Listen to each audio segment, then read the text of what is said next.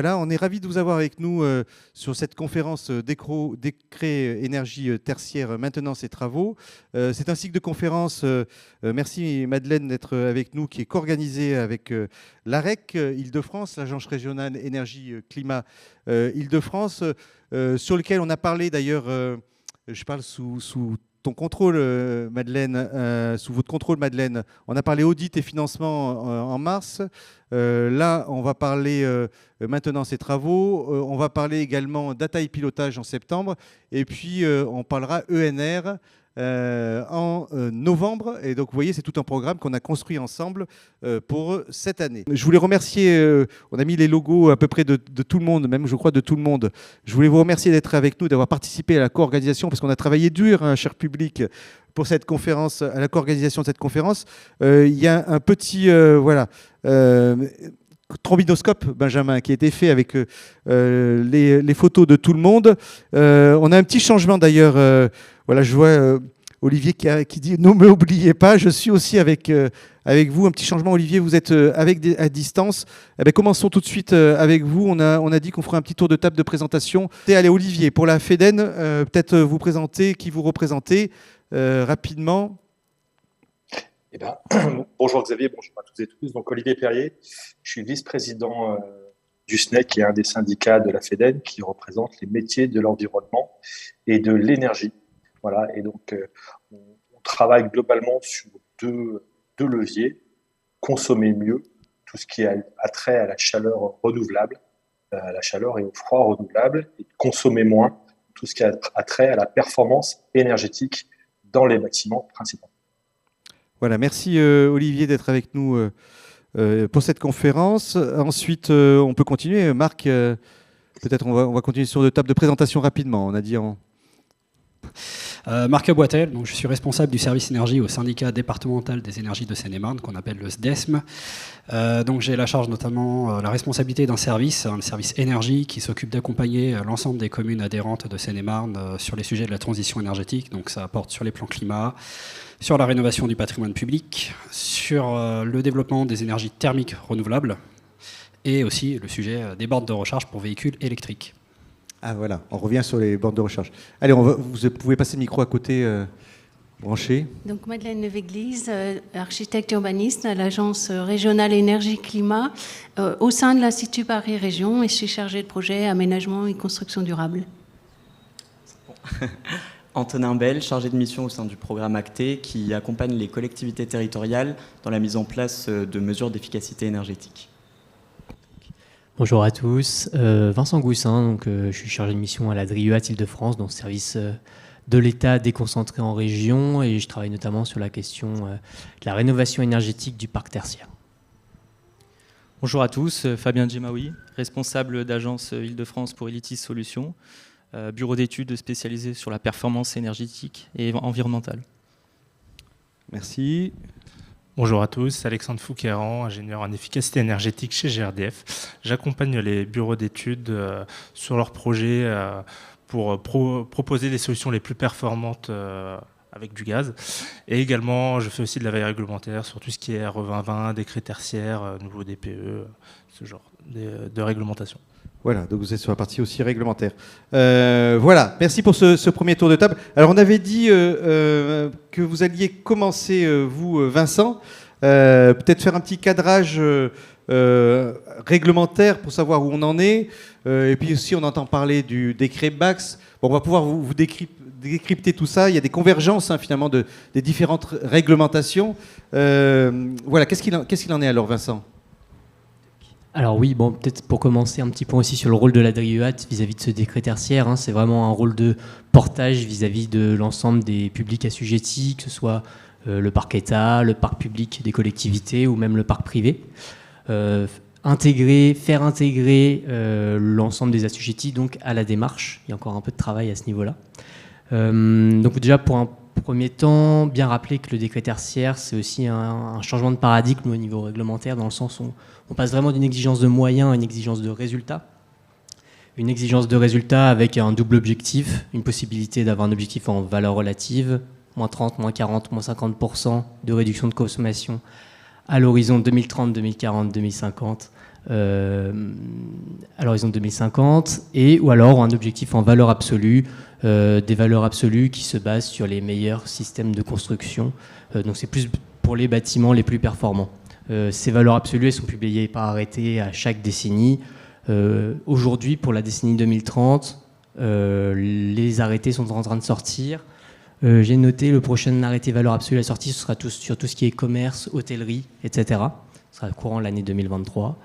Et puis ensuite, à venir, un autre arrêté sur tout ce qui est le milieu de la santé et le milieu du sport. Donc ça, c'est pour un premier point réglementaire. Pour atteindre ces objectifs, on a dit on a plusieurs leviers. On a un levier sobriété, c'est moins le sujet aujourd'hui, c'est-à-dire avoir une tempérance dans ses usages, etc., pour réduire les consommations. Et il y a un deuxième levier, c'est l'efficacité. Autrement dit, de l'amélioration de la performance de l'objet technique bâtiment, que ce soit sur les systèmes, sur l'enveloppe, etc. Et en ce sens, cette conférence sur maintenance et travaux tombe à pic. Parce qu'en effet, il y a un certain nombre de textes qui viennent de sortir sur ce volet-là, notamment il y a le décret Bax, on en a parlé je crois la dernière fois, qui est une obligation de mettre en place des systèmes de pilotage dans les bâtiments tertiaires, pour les bâtiments de puissance nominale, dont les systèmes ont une puissance nominale supérieure, je vais y arriver, à 70 kW, ça fait environ des bâtiments de 1000 m². Voilà, c'est ça, c'est la nouveauté, c'est qu'il y a une convergence sur le décret Bax entre, grosso modo, la puissance qui correspond à peu près à 1000 m², qui concerne les bâtiments du décret tertiaire, c'est ça? Il s'inscrit logiquement dans la démarche, dans la trajectoire que propose le décret tertiaire. Ces systèmes de pilotage, c'est vraiment un moyen d'atteindre ces objectifs du décret tertiaire. Là, on est sur les bâtiments neufs pour le moment, mais d'ici 2025 et 2027, on aura une généralisation de ce dispositif avec une obligation de mettre en place ces systèmes de pilotage, même sur les bâtiments existants. Voilà. Sinon, un autre texte qui est sorti en début de semaine ou la semaine dernière, qui concerne l'obligation à l'horizon 2027, donc 1er janvier 2027, l'obligation de mettre en place des systèmes de thermostat, mais aussi de calorifugage des conduites d'eau chaude et de refroidissement dans les bâtiments. Tertiaire et collectif, résidentiel, pardon.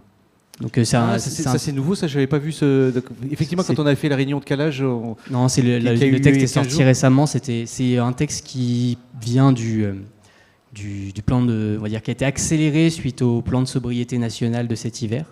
Et voilà, c'est un texte qui vient de sortir, donc qui était dans les cartons depuis un moment, et voilà. Donc une perspective 2027. Calorifugage et mise en place de système thermostatique. Voilà, de thermostat pour mesurer les températures et donc finalement le déclenchement des systèmes de chauffage en fonction des températures. Donc deux textes certes contraignants, mais qui permettent finalement de mieux aborder le décret tertiaire et de répondre aux objectifs déjà de 2030, parce que c'est des choses qui sont plus faciles à mettre en place, qui demandent des investissements moins lourds que par exemple une isolation thermique par l'extérieur ou une modification des systèmes, avec des retours sur investissement assez rapides et qui permettent d'atteindre les premiers objectifs du décret tertiaire, donc 40% à l'horizon 2030. Voilà pour ce petit cadrage. Voilà, merci Vincent. On va revenir, on va continuer ce tour de table. Alors Olivier, tiens, on a coupure de lumière, c'est pas grave, hein, sur la scène on le voit pas. Ça vous va dans le... Voilà, c'est revenu. Olivier, vous êtes avec nous? Oui. Voilà. On avait dit qu'on continuerait ensemble sur ce premier tour d'horizon, sur la partie contrat de performance énergétique, là, parce qu'on a parlé réglementation, mais la question qu'il faut se poser, c'est comment est-ce qu'on va arriver à atteindre ces performances énergétiques qui sont assez contraignants. Exactement, ça a été très bien dit tout à l'heure. Enfin, en fait, effectivement, le dispositif éco-énergie tertiaire change de paradigme dans le sens où maintenant il va mesurer une performance réelle et non plus une performance, on va dire, conventionnelle, dite théorique. Et donc, comment moi, maîtrise d'ouvrage, je m'assure que finalement les investissements que j'ai faits dans le cadre de ma rénovation pour rendre mon bâtiment plus performant produiront les résultats escomptés. Et donc, l'outil, enfin en tout cas un des outils qui nous semble plus adapté à cette garantie, à cette sérénité pour la maîtrise d'ouvrage, c'est le contrat de performance énergétique le CPE. Et pourquoi il est une véritable garantie? Parce que dans le cadre de ce contrat, l'opérateur à qui la maîtrise d'ouvrage a confié la mission de rénover son patrimoine dans le cadre d'un contrat de performance énergétique va s'engager sur un résultat qui, plus on s'approche, devrait être complètement corrélé avec les ambitions du décret tertiaire, et donc va s'engager, et pour garantir à la maîtrise d'ouvrage qu'il aura bien ces résultats, deux bâtons sont actionnés. La première, c'est que l'opérateur, en cas de sous-performance, rémunérera, ou en tout cas sera pénalisé à hauteur de cette sous-consommation en euros. Et puis, deuxièmement, il devra à nouveau mettre à niveau les travaux nécessaires pour que le bâtiment produise bien les effets escomptés et donc la performance attendue. Donc, deux systèmes de pénalisation qui contractuellement garantissent à la maîtrise d'ouvrage l'atteinte du résultat.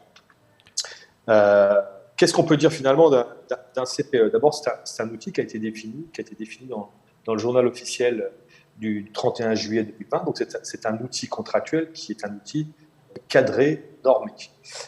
C'est un outil qui va permettre à la maîtrise d'ouvrage d'optimiser au mieux les investissements consentis en alliant d'une part des travaux, de la conception des travaux, et d'autre part de la maintenance, de l'exploitation. Et donc tout ça permet un engagement formel, cadré pour la maîtrise d'ouvrage. Le CPE, c'est plusieurs phases. Donc, j'ai une phase qui est une phase de définition de la situation de référence. Ça tombe bien, le décret tertiaire, au travers de la plateforme Opéra, a demandé à ce qu'une grande partie des maîtrises d'ouvrage du segment tertiaire, qu'elles soient publiques ou privées, déclarent, en tout cas, calculent et déclarent une situation de référence. Donc, on a déjà la première phase qui est déjà faite. Et puis, la deuxième phase, c'est l'opérateur va devoir concevoir un bouquet d'actions de performance énergétique, donc définir les investissements qui vont permettre au bâtiment d'être au rendez-vous de la performance. Et donc, le contrat de performance énergétique va pouvoir, de manière cohérente, établir un programme. Pourquoi cohérent? Parce que lorsque vous faites des travaux de manière allotie, je vais prendre un exemple un peu caricatural, mais qui arrive souvent, on s'attaque souvent au système et peut-être au remplacement, par exemple, d'une chaudière par une pompe à chaleur. L'ambition est vertueuse. Je dimensionne mon nouvel équipement pour remplir les besoins qui sont nécessaires dans le bâtiment. Et puis, 6 mois, 1 an, 2 ans après, je dois aller plus loin parce que le réglementaire me l'impose finalement, et je vais isoler mon bâtiment. Qu'est-ce qui se passe? Et finalement, je réinvestis dans une pompe à chaleur, un nouvel équipement avec un dimensionnement pour un besoin donné, pour une performance donnée. 6 mois, 1 an, 2 ans après, lorsque je vais isoler, finalement, les besoins ne sont pas les mêmes. Donc, double effet, quelque part. J'aurais surdimensionné un équipement, donc quelque part surinvesti. Et deuxièmement, puisqu'il est mal dimensionné, quelque part, la performance de cette pompe à chaleur en sera altérée. Donc, le contrat de performance énergétique, c'est bien définir un programme d'action de performance énergétique qui, entre elles, ont de la cohérence et du coup permet d'optimiser cette performance. Olivier, je voulais vous poser une question. Ce matin, on en parlait d'ailleurs. On disait, oui, l'installation d'un chantier, on parlait de copropriété, sur les rénovations globales. L'installation d'un chantier avec l'échafaudage, tout ça, ça coûte 25% du budget des travaux. Donc, s'il faut le faire régulièrement, ça coûte très cher d'installer un chantier. Est-ce que vous ne préconisez pas l'idée de dire, on fait d'entrée de jeu une rénovation globale sur le bâtiment, on fait l'isolation thermique, on fait le chauffage, on fait l'ensemble des travaux parce que au moins c'est fait, ça ne sera plus à faire. Exactement, Xavier. L'idée, c'est bien d'avoir cette cohérence et donc d'avoir, en tout cas, la plus grande globalité, alors qui est toujours calée par rapport à un budget. Les investissements ne sont pas toujours extensibles. Et donc, l'idée, c'est bien d'associer un objectif de performance avec des investissements et donc des euros en face. Mais c'est bien ça, c'est avoir un programme global permet d'optimiser aussi bien les CAPEX que la performance attendue. Merci Olivier. On va continuer ce tour de table. Hein. À moins que vous ayez d'autres choses à dire, comme vous êtes à distance un peu plus dur, je voulais pas vous couper le propos. Non, ce que je voulais dire, c'est que ça permet aussi, dans cette réflexion de quelles sont les actions de performance énergétique que je dois associer, c'est d'y associer aussi tout le système d'aide et de financement qui va avec, puisqu'on le voit bien, faire une rénovation globale a un coût, le retour sur investissement n'est pas toujours évident, et donc quelquefois on est un petit peu freiné dans sa volonté de faire. Donc le contrat de performance énergétique permet d'associer, d'y trouver la meilleure performance et donc d'y associer aussi les meilleures aides que sont les C2E, notamment dans le cadre des contrats de performance énergétique. Et acter un contrat de performance énergétique permet de bonifier les C2E, d'avoir davantage d'aides. Donc c'est encore un facteur, je dirais, d'améliorer la rentabilité et la pertinence du projet d'un point de vue économique. Voilà, on va revenir à vous. Là. Merci d'avoir posé ce sujet sur la manière dont on peut réaliser ces travaux, parce que on reparlera maintenance. Alors, on a parlé plutôt travaux, mais on reparlera maintenance. Antonin, pour acter, Olivier vous a fait la transition. Bon, oui. Voilà, il est ouvert, le micro. Effectivement, on voit il y a un double enjeu au début, qui est effectivement de ce qu'on disait pour le contrat de performance énergétique, le CPE, c'est de faire un audit. Et donc, il faut accompagner aussi les collectivités, parce que ça, c'est votre sujet, sur cet audit, faire le bon audit, et donc ça coûte de l'argent, et il faut financer aussi, accompagner sur les financements de ces audits pour que, après, on puisse déclencher des travaux cohérents. Voilà, par contre j'ai des slides. Ah oui, vous avez des slides. On va vous passer la petite zapette.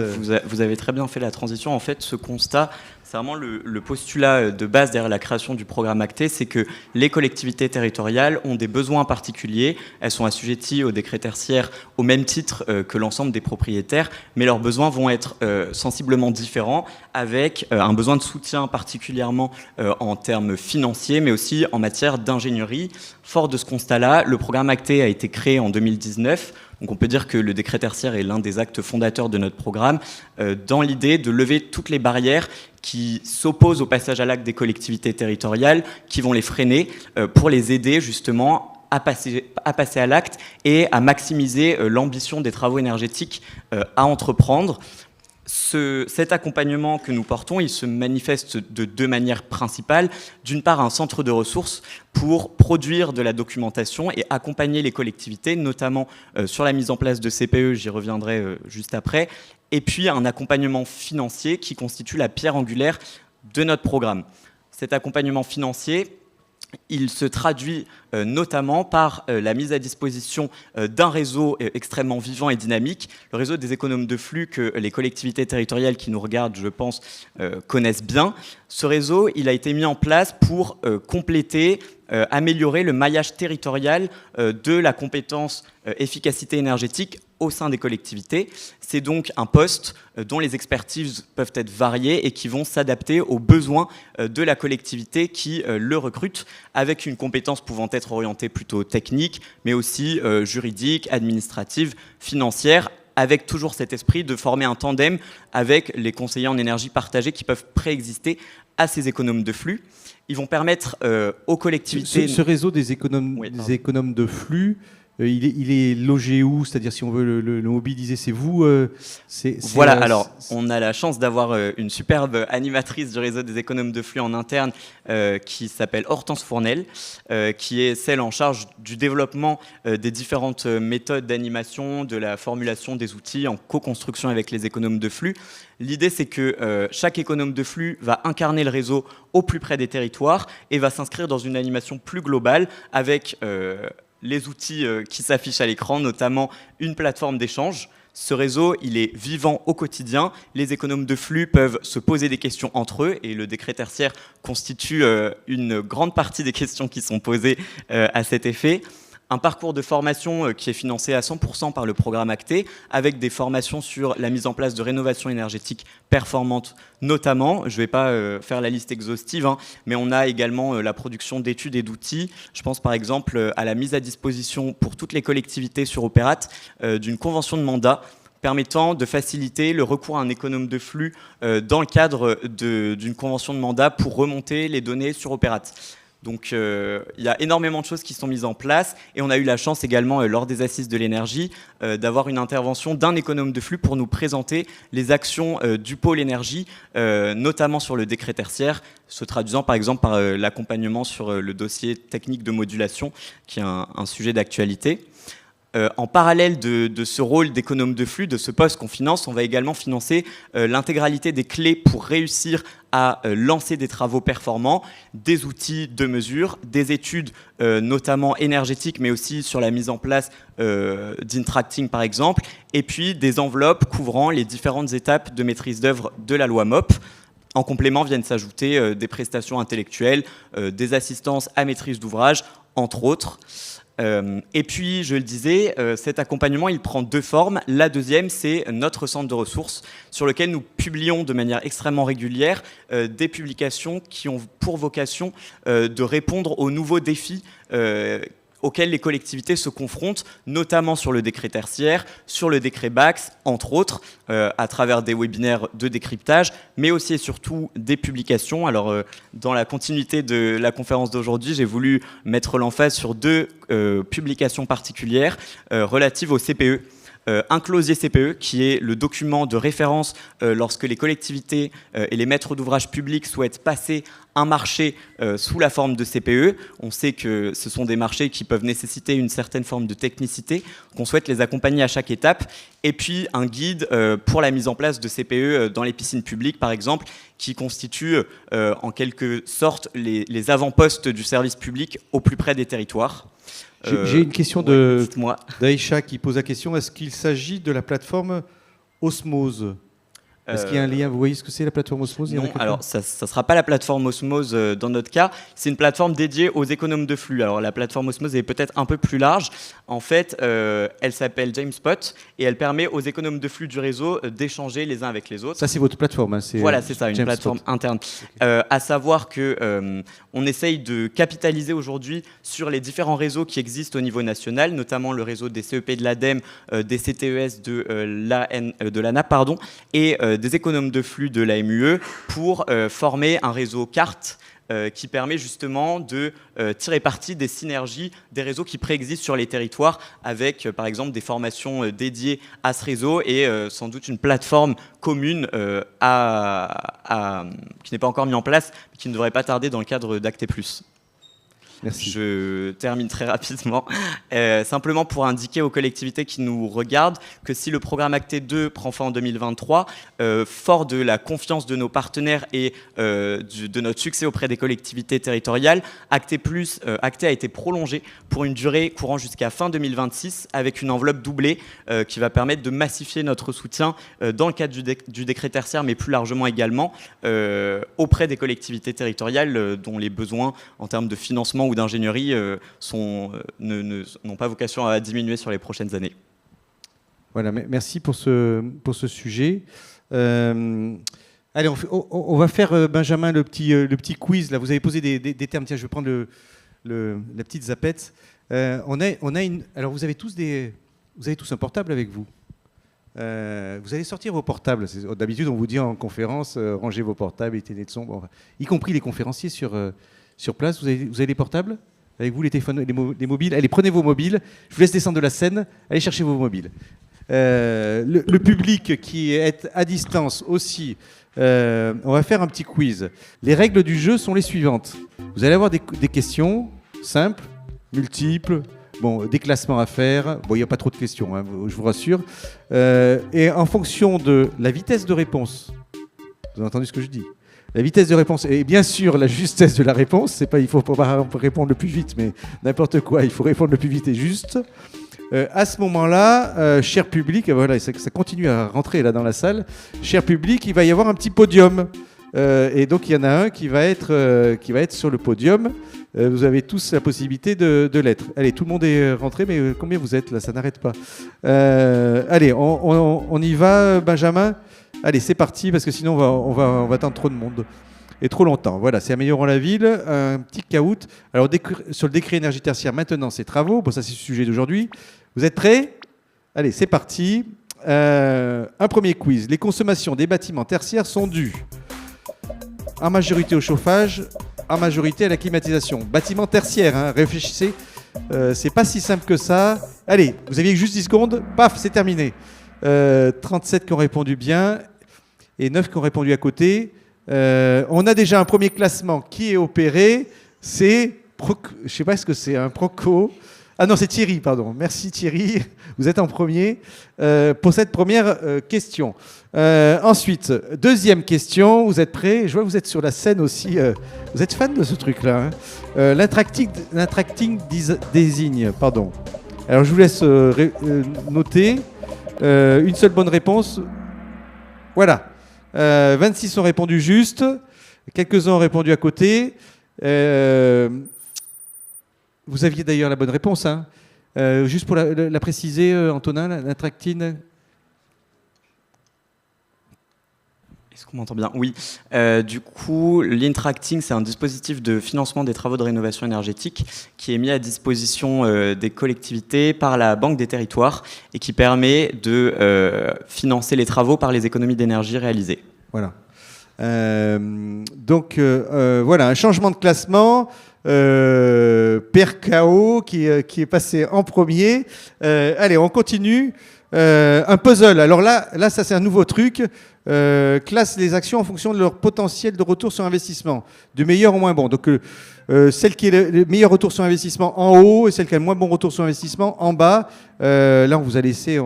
Benjamin, tu as été sympa avec tout le monde. Tu as laissé du temps. 48 réponses, mais ça vous laisse le temps de classer et puis de. Là, je vois que vous êtes en train de répondre. 18 réponses. 21. Ça arrive. Allez, il vous reste 30 secondes. Quand tout le monde a répondu, du coup, on est bon, on peut passer. On n'est pas obligé d'aller jusqu'au bout, hein.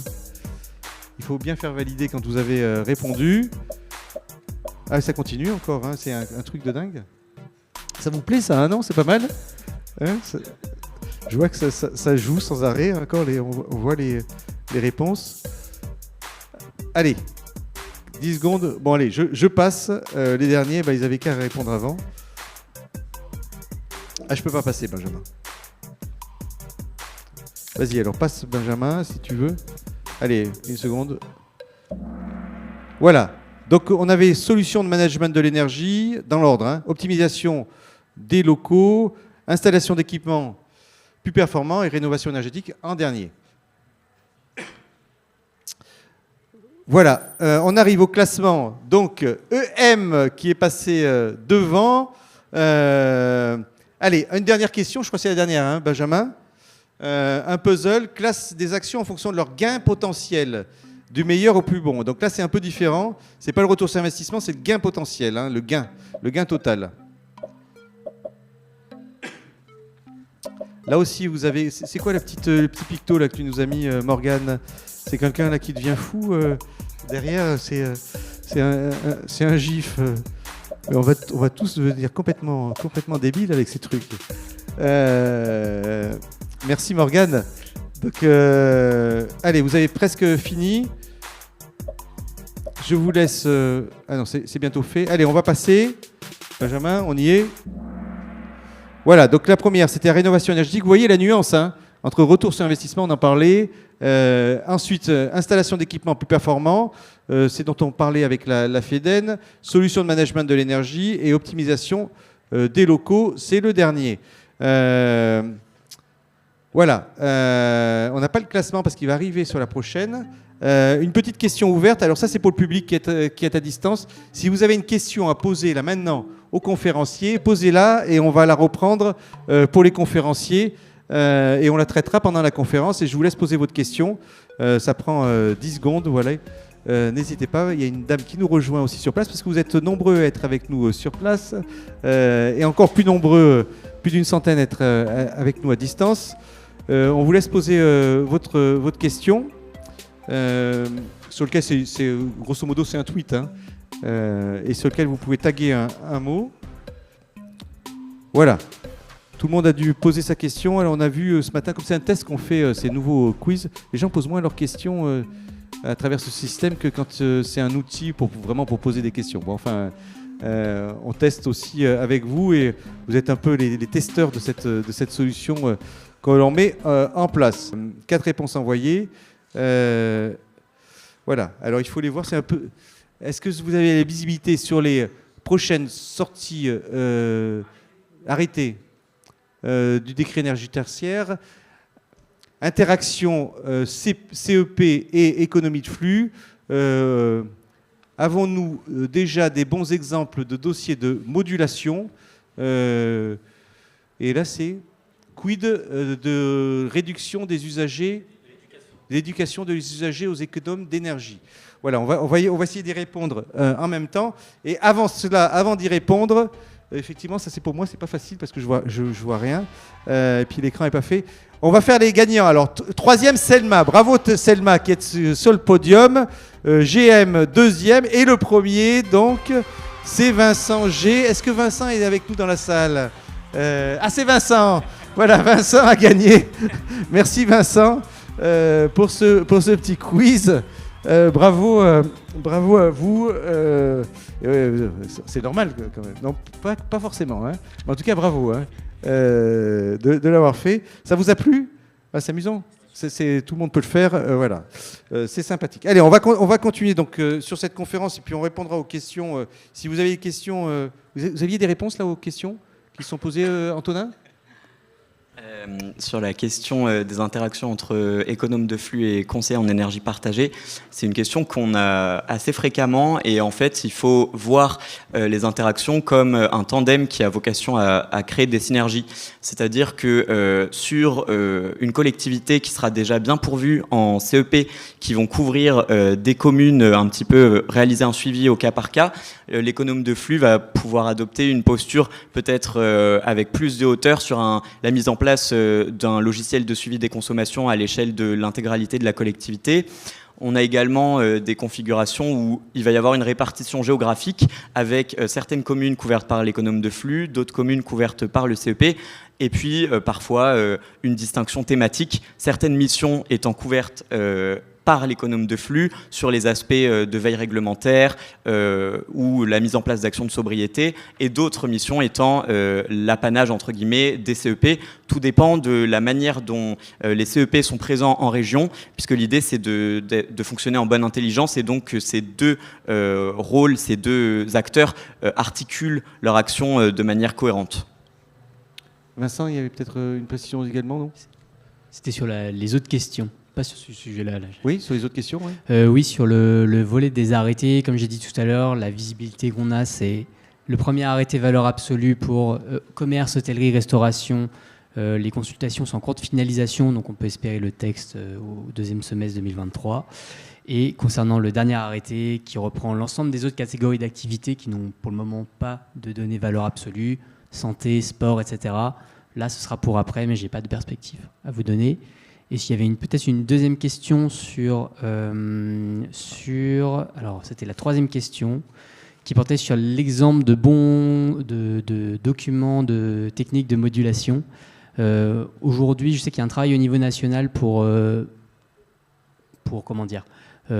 créer une sorte de document test. On peut rappeler la modulation C'est la possibilité de faire varier ses objectifs en fonction de contraintes liées à des contraintes architecturales, patrimoniales, ou liées à des disproportions économiques qui seraient engendrées par ces travaux.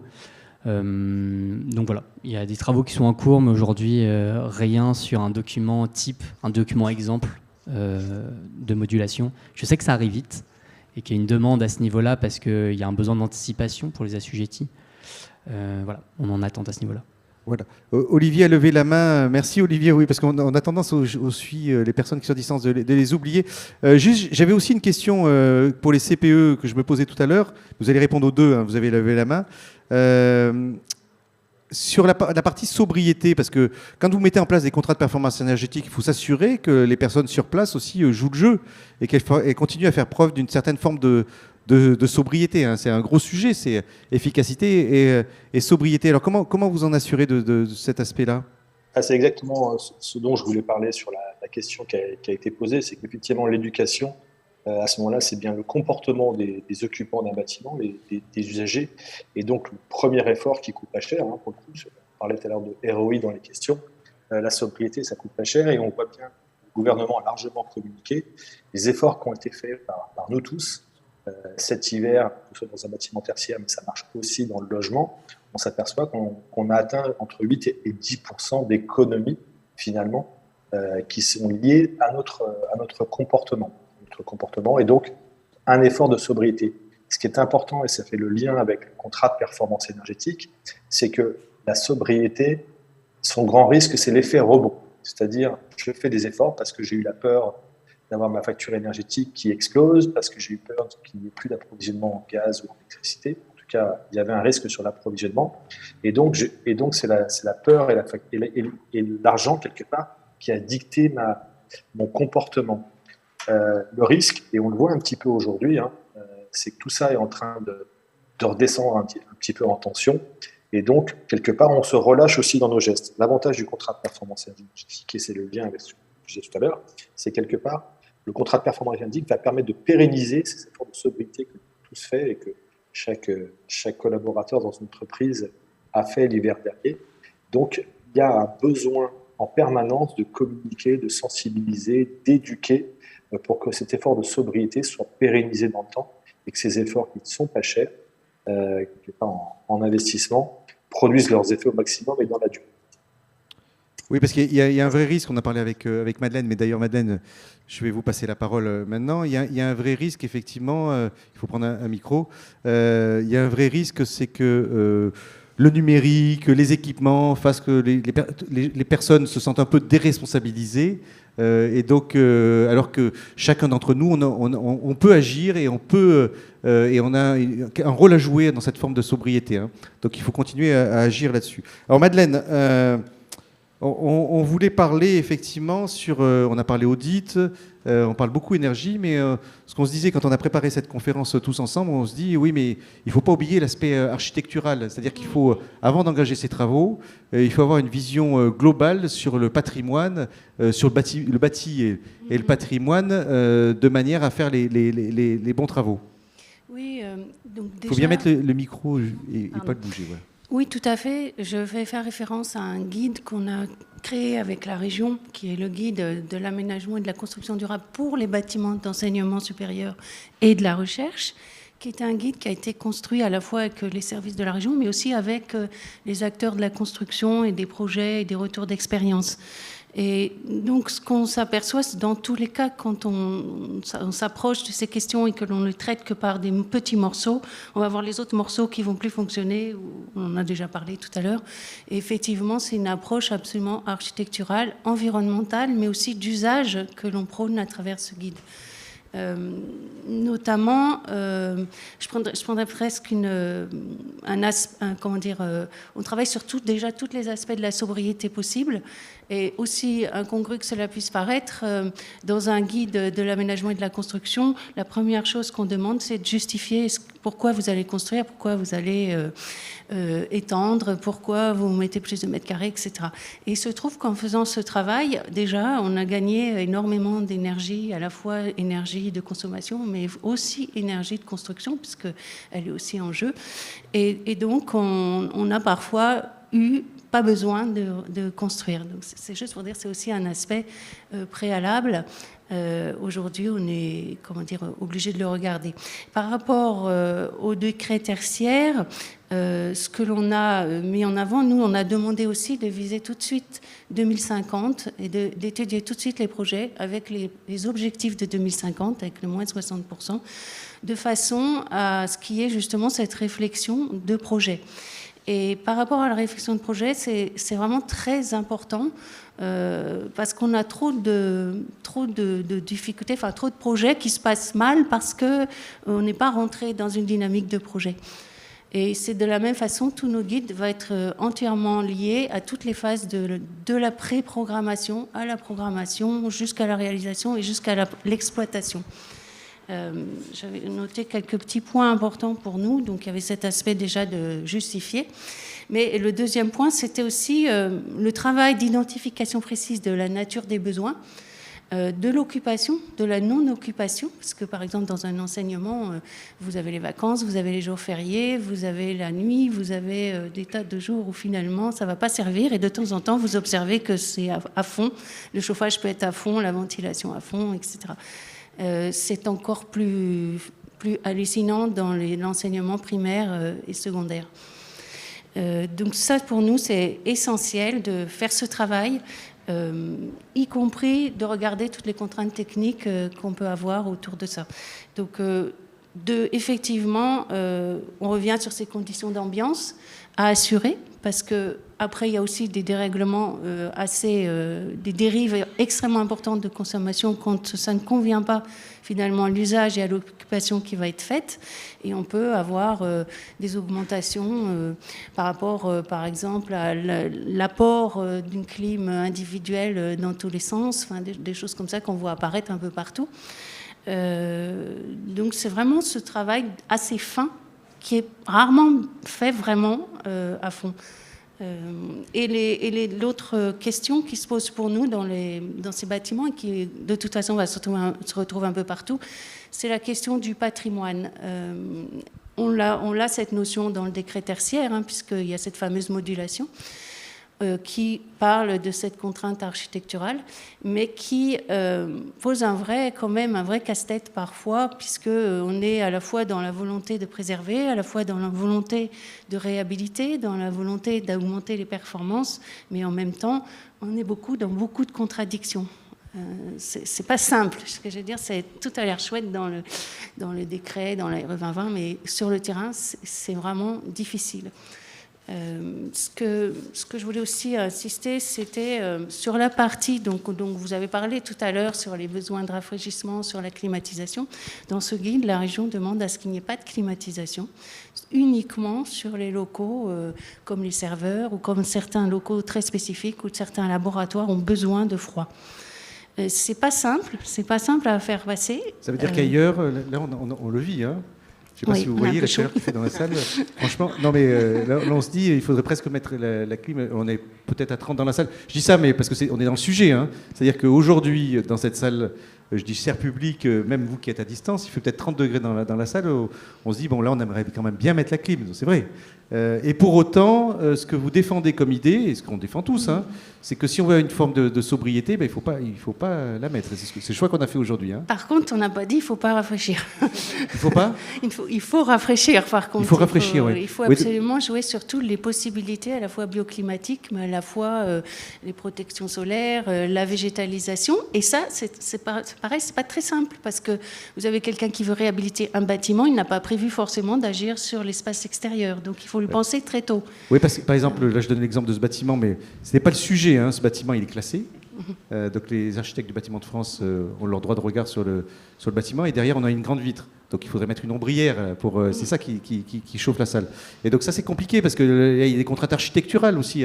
C'est ce que vous disiez, c'est la préservation du patrimoine. Je pense qu'il faut être conscient que c'est difficile et conscient qu'il faut analyser en amont assez finement les choses pour éviter des déboires et vraiment des déceptions énormes. Et sur la ventilation, on peut faire de la ventilation naturelle, on peut faire de la ventilation naturelle assistée, on a le brassage d'air, enfin on a plein de solutions qui existent depuis longtemps, qui sont beaucoup améliorées en plus, mais qui effectivement ne sont pas pris en général comme la première solution, quoi. Le premier réflexe, c'est on va climatiser. Alors, là, Et parce qu'aujourd'hui, comme vous disiez tout à l'heure, on n'est peut-être pas encore dans une explosion de la climatisation, mais on va vers ça quand même. Olivier qui est avec nous, on va faire répondre en écho à Olivier, qui est avec nous à distance. Là, on oppose un peu, ça peut être complémentaire, hein, mais on oppose deux points de vue. Un point de vue un peu low-tech, hein, sur lequel on peut apporter ce mot-là, hein, c'est-à-dire on peut avoir des gestes assez simples sur lesquels, en conservant les choses correctement, eh ben, on peut gagner pas mal d'énergie. Puis un point de vue qui est, d'ailleurs, c'est celui qu'on va aborder avec le Smart Building Alliance sur la sobriété énergétique jeudi, c'est un point de vue un peu numérique. Eh ben, on met de la techno pour nous accompagner. On n'a pas dit non à tout, on dit juste qu'il faut être très très fin et qu'il faut vraiment faire que quand on a besoin. Et il faut vraiment, il ne s'agit pas d'informatiser, numériser, de tout mettre en numérique. Il s'agit de faire ce qu'il faut Donc et ça, c'est pas fait. On n'a pas prévu souvent la case dans la programmation, réfléchir, prendre une mission qui va réfléchir à de quoi a-t-on besoin exactement pour ce projet, pas en général, pour ce bâtiment, pour cette occupation, pour ces usagers qui ont aussi à la fois leur rapport positif et leurs défauts, et donc il faut les prendre en compte. Et donc c'est vraiment des analyses très fines. C'est surtout ça que ça veut dire. C'est pas des solutions universelles qu'on plaque. Olivier, pour la partie low-tech, effectivement, est-ce que dans le CPE, on parle aussi de ces sujets qu'exprime Madeleine? Alors, oui et non. Entre guillemets, équiper le bâtiment d'objets connectés, le raccorder à des plateformes de pilotage, plateformes numériques de pilotage, bien évidemment qu'au fur et à mesure que la transition numérique se fait, quelque part, les bâtiments suivent cette tendance, et donc le pilotage et la connaissance du bâtiment, des usages qui en sont faits, est de plus en plus fine. Par contre, moi, je trouve l'idée assez intéressante d'aller encore plus loin et plus tôt en amont. Au début, peut-être si on prend l'exemple d'un contrat de performance énergétique, et c'est bien évidemment pas le seul modèle, mais si on prend l'exemple, d'avoir une mission au démarrage et de se poser les bonnes questions de qu'est-ce qu'on a besoin réellement comme usage qui consomme de l'énergie, ça permettrait de définir une situation de référence qui soit encore plus ambitieuse et donc d'afficher encore des objectifs et des engagements. Donc, moi, je trouve que les choses sont au contraire très complémentaires et elles permettent d'aller plus loin. Et je trouve que c'est une très bonne idée, peut-être qu'avant tout projet, il y a cette réflexion pour abaisser encore véritablement le besoin de l'outil. Oui. Madeleine, oui, est-ce que vous avez encore d'autres choses? Un point qui me semblait essentiel, qu'on a beaucoup travaillé dans notre guide, bien le micro, notre guide que j'ai amené aussi d'ailleurs, si vous avez besoin de le regarder, c'est l'analyse en coût global, et c'est toute la partie entretien-maintenance, puisqu'on était aussi sur ce sujet. Et la question de l'entretien-maintenance peut intervenir aussi le plus en amont possible, et on peut se poser déjà des questions sur les choix de quels travaux par rapport à quel entretien, quelle maintenance derrière. Est-ce qu'on va pouvoir l'assurer? Avec qui? Avec quel personnel? Avec quelle formation nécessaire?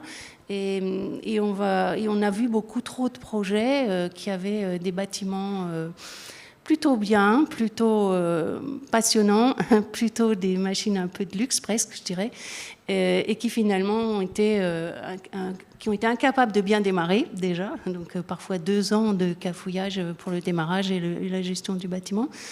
Et puis aussi qui pose la question en permanence toujours aussi de réfléchir à ça et d'avoir un plan carrément de comment je vais faire et d'organisation. Sachant que ne serait-ce que le fait d'ouvrir cette question va aussi traduire des choix, enfin va dire retomber sur d'autres choix. Il y a aussi la question ensuite, on s'est aperçu que les équipes changeaient relativement souvent, les gestionnaires et entretien-maintenance, et que finalement on a pu arriver dans des bâtiments qu'on avait vus il y a 4 ans, et on a pu arriver dans des bâtiments où personne ne savait comment ça marche. Ça nous a fait vraiment peur, et on pense que du coup la formation, c'est pour ça qu'on a de plus en plus étalé nos phases, étalé nos années de suivi, et donc on est pour cette formation et cette remise à jour des gens et des gestionnaires assez fréquemment. Oui, parce que effectivement, plus les systèmes sont complexes, plus il faut les maintenir. Oui. Et donc plus il faut avoir des compétences aussi qui sont en capacité de les maintenir. Oui. Merci Madeleine pour cet éclairage là, sur un nouvel axe. On va continuer. Alors, merci Marc d'être avec nous pour le syndicat d'énergie SDESM. Parce que là, je crois que d'ailleurs, la Zapette, elle arrive. Voilà.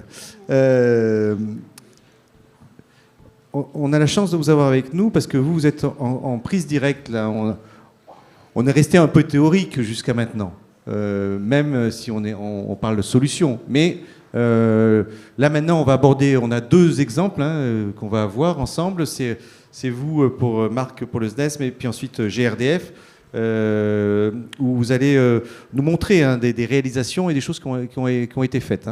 Oui, tout à fait.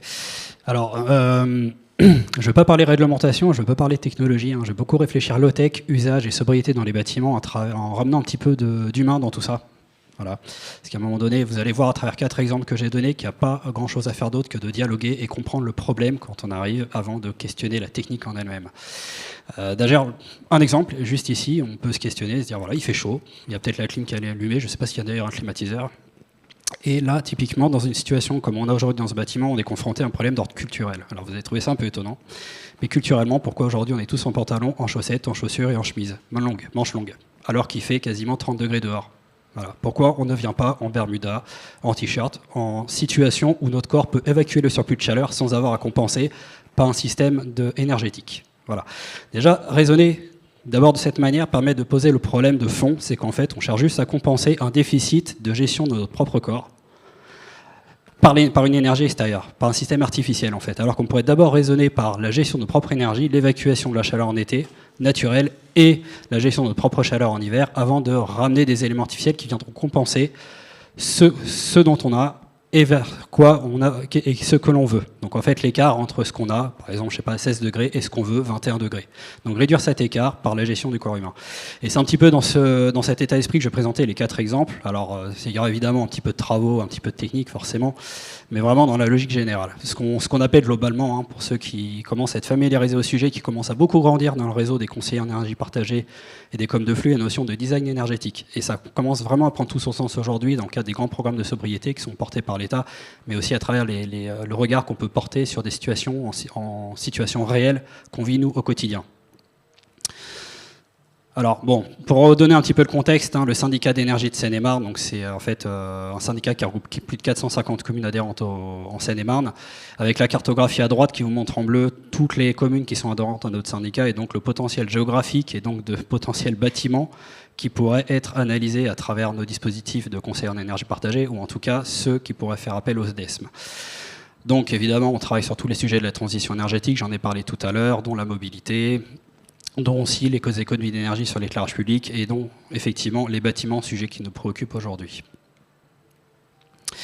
Donc le conseil en énergie partagée, pour rappeler un petit peu les grandes lignes de pourquoi, enfin avant de parler de la mission elle-même, finalement, pourquoi on fait ça? Finalement, la mission, en fait, c'est quoi son but? C'est d'améliorer le confort d'été, d'améliorer le confort d'hiver, d'améliorer la qualité de l'air dans les bâtiments, et de faire en sorte que les gens sont un peu plus heureux quand ils sont dans leur bâtiment, et d'améliorer l'usage. Finalement, de permettre aux gens de reprendre le contrôle sur leur bâtiment, et de mettre un petit peu la technologie de côté, et de reprendre le contrôle manuel et humain et d'usage dans les bâtiments. Donc cette mission-là, ça fait déjà l'ADEME la porte depuis plus de 20 ans à présent. Donc on s'est associé à ça en 2012 à travers un triptyque qui est très clair, sobriété, efficacité, énergie renouvelable, qui est en fait un triptyque qui a été créé par l'association Negawatt il y a déjà plus de 20 ans à présent, avec l'idée de la sobriété, il faut le rappeler, c'était dit tout à l'heure, c'est de réduire finalement l'écart entre ce qu'on a et ce qu'on souhaite. Donc la sobriété, typiquement, il fait 21, je réduis à 19, à 18, voire à 17, selon ce qu'on porte sur soi. Ça, c'est la sobriété. La sobriété, c'est pas faire des travaux, c'est réduire le besoin, intrinsèquement, ce que l'on souhaite en tant qu'humain. Voilà. Ensuite, l'efficacité, c'est effectivement rendre le même service avec moins d'énergie. Alors, j'enfonce un peu des portes ouvertes, mais cette définition-là, en fait, elle est encore très peu acquise pour beaucoup de monde. C'est-à-dire qu'il y en a beaucoup qui confondent encore sobriété et efficacité. Et même effectivement dans les échanges gouvernementaux, où on entend trop souvent le mélange entre sobriété et efficacité et le mélange des définitions. C'est important de rappeler ça. Et après, en dernier lieu, on parlera énergie renouvelable, et on le disait tout à l'heure, sur le bon dimensionnement des installations, une fois qu'on a traité tous les points en amont. Donc après, comment on fait ça? Ça, c'est classique, ça ressemble également à ce qui peut être porté par les écoles de flux. Donc on va regarder un petit peu les consommations d'énergie des bâtiments, on va faire les visites des bâtiments, dialoguer avec les gens, établir un bilan de recommandation et accompagner sur la mise en œuvre de toutes les actions qu'on a recommandées, qu'elles soient d'ordre usage, d'efficacité, de travaux, voire même d'énergie renouvelable.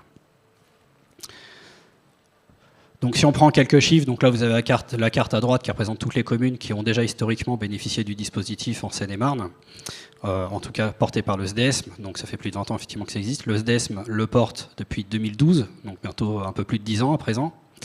Et on a déjà plus de 140 communes qui ont été accompagnées dans le dispositif. Donc aujourd'hui on a quand même un état d'expérience qui est quand même assez important, avec photographie, état énergétique, etc., qui nous permettent aujourd'hui de porter un constat que je vais présenter en 4 exemples, mais qui correspond à 90% des cas de figure qu'on a rencontrés sur le terrain.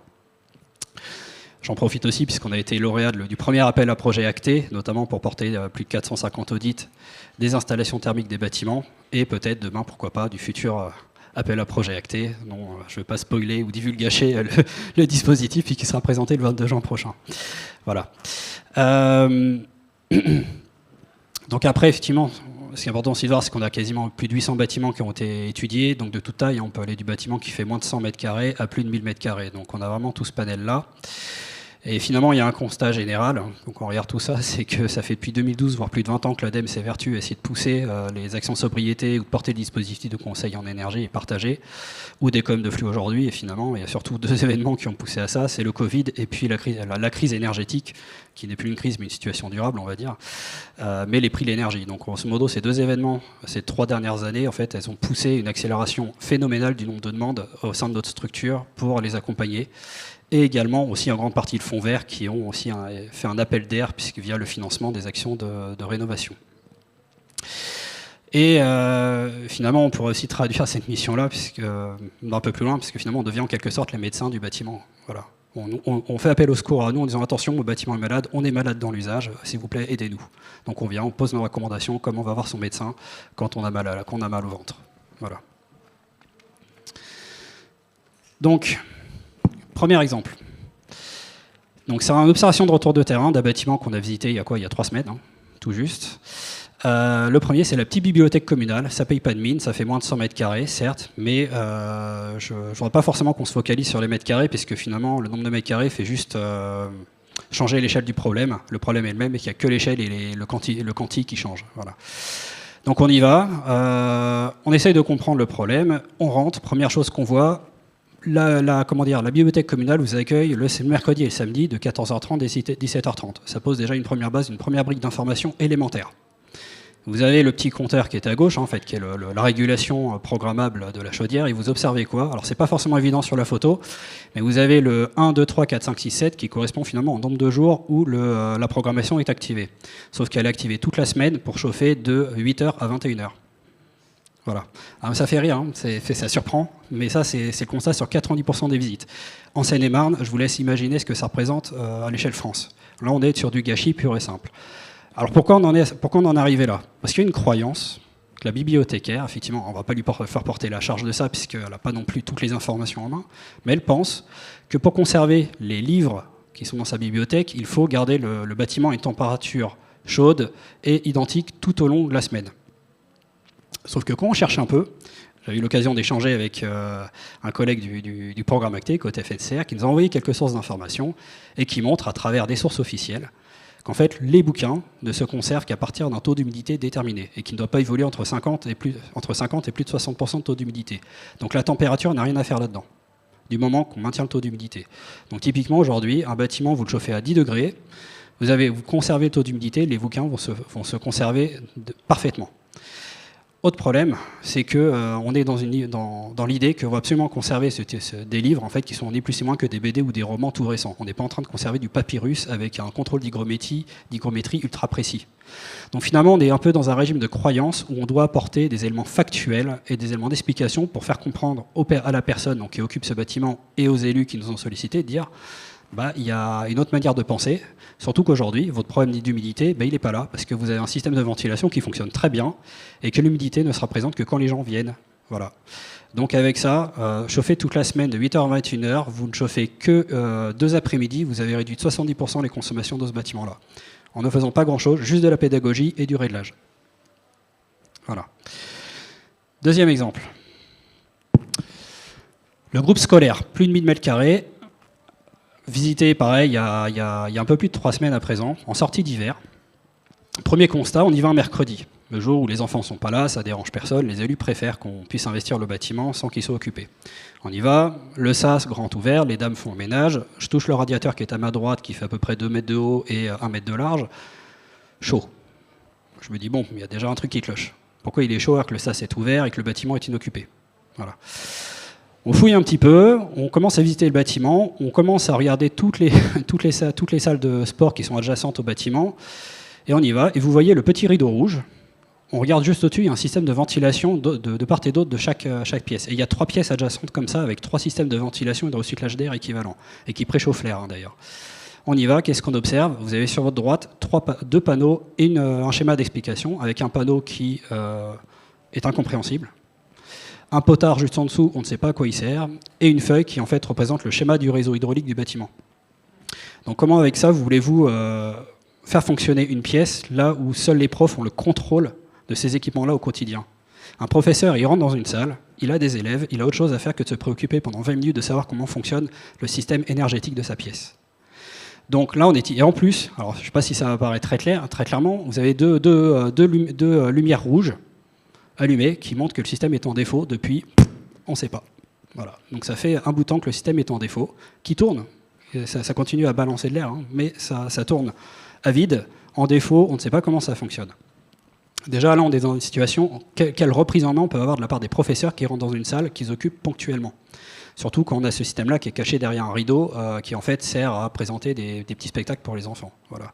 Donc le niveau de préoccupation qu'on a pour accéder à ces systèmes-là. Voilà. On continue de poursuivre, on va dans les locales chaufferie. Qu'est-ce qu'on voit? Un échangeur qui n'est pas isolé, et un système de programmation qui montre que le bâtiment n'est pas mis en réduit le mercredi, mais continue à chauffer de 8h à 18h à 21 degrés, en jour d'inoccupation. 20% d'économie d'énergie en coupant le chauffage le mercredi. Alors, après, les 2 petites photos que vous avez, le radiateur avec les petites poches vertes, qui en fait, on a changé de destination l'usage énergétique du radiateur pour en faire un support de stockage pour les enfants. Et le radiateur qui est tout à fait à gauche, vous vous dites pourquoi j'ai pris cette photo. Ben, grosso modo, vous avez une porte qui mène vers la cour de récréation. Vous passez cette porte, vous arrivez dans une pièce, on pose les manteaux, on passe une autre porte, on rentre dans la salle de classe et cette porte est fermée pendant les cours. Alors à quoi bon mettre un radiateur à cet endroit-là, puisque de toute manière, les enfants qui sortent de classe sont déjà réchauffés par l'activité qu'ils ont fait dehors, et ce radiateur, il est juste là, on ne sait pas. Voilà. Donc déjà, il y a possibilité déjà de repenser l'usage ou l'occupation des systèmes énergétiques dans le bâtiment de cette manière. Et alors, la petite surprise, évidemment, c'est qu'au-delà du fait que les profs n'aient pas le contrôle, que les systèmes sont incompréhensibles et dysfonctionnels, c'est qu'il y a un contrat de maintenance sur ce bâtiment-là qui est géré par un grand groupe qui s'appelle D. Je n'irai pas plus loin. On a lu le contrat, il est très bien, sauf qu'en fait, au moment où on a fait la visite avec le technicien correspondant côté commune, il était lui-même surpris de la situation qu'on a observée. Voilà. Donc grosso modo, on a un contrat, il n'est pas suivi, et en tout cas, même s'il était suivi, le contrat n'est pas correctement mis en pratique. Et il n'y a aucune recommandation. C'est-à-dire que vous avez un contrat peut-être qui dit je veux maintenir à 21 degrés, mais je ne me préoccupe pas de la question de la sobriété ou des économies d'énergie dans le bâtiment. Je fournis le service 21 degrés et je ne vais pas plus loin. Voilà. Allez, comme je n'ai pas fini, il y a un autre petit constat, c'est toujours croustillant. C'est crescendo là. Ah oui, non, mais en fait, si vous voulez. Je me demande avec quoi on va terminer. L'idée, effectivement, on peut penser que c'est un peu accusateur, mais vous voyez un petit peu les économies d'énergie qu'on a amenées en ne faisant pas grand-chose. 20% chez l'un, 50% chez l'autre. Là, on va arriver encore à un autre exemple. Une mairie, on y va, la mairie m'appelle au secours, voilà, mon agent de mairie a froid, les portes ne sont pas étanches. Bon, on y va, j'observe le bâtiment. 2 portes qui donnent sur la salle du conseil municipal et le bureau de l'assistante l'assistante administrative qui est sur une pièce adjacente. Donc une pièce qui peut être fermée par une porte. Donc les 2 portes d'entrée, voilà, regardez, il y a une grande ouverture en haut, l'air passe, etc. C'est pas étanche. Je regarde, je fais mais messieurs, regardez en bas ce qui est en bas de la porte. Qu'est-ce que vous voyez? Des grilles de ventilation. Pourquoi? Parce qu'il y a des toilettes de l'autre côté de la salle du conseil municipal. Et si on mettait des portes étanches, il n'y aurait plus de recyclage d'air et la ventilation aspirerait où? On ne sait pas trop où, mais l'air passerait pas par là où il devrait passer. Voilà. Donc le problème, il n'était pas là, c'est pas le problème des portes. Parce qu'à un moment donné, j'ai échangé avec l'assistante d'accueil, qui m'a dit oui, dans mon bureau, j'ai un courant d'air froid derrière moi. Mais effectivement, derrière elle, il y avait la porte de jonction entre la salle du conseil municipal et son bureau. Et je regarde un peu aux alentours, je regarde par terre de la tomette, donc sol non isolé, sur un bâtiment qui date d'avant 1900. Voilà, vous imaginez en hiver, moins 5 degrés dehors, le froid aux pieds, etc. Et finalement, on regarde un petit peu tout l'agencement de bureau. Et la cause, c'était quoi? C'est qu'en fait, en hiver comme en été, elle doit passer dans la salle du conseil municipal, ouvrir la porte, imprimer ses documents sur l'imprimante qui est juste de l'autre côté du mur, et revenir refermer la porte. De fait, la porte n'est pas étanche, elle n'est pas cloisonnée, etc. Et donc, il y a une cause de froid qui est en fait ce déplacement permanent de cette personne dans une pièce qui est plus froide que là où elle travaille. Voilà. Donc la conséquence, la personne est inconfortable, on pense qu'il faut faire de la rénovation, des travaux, etc. Sauf qu'en fait, la réalité, la solution, c'est qu'on regarde le placard qui est au fond à droite, on se dit, on peut peut-être déplacer ce placard-là, mettre l'imprimante à la place, fermer la porte, mettre un joint d'étanchéité à l'air autour de la porte, et donc il n'y aura plus cet effet courant d'air.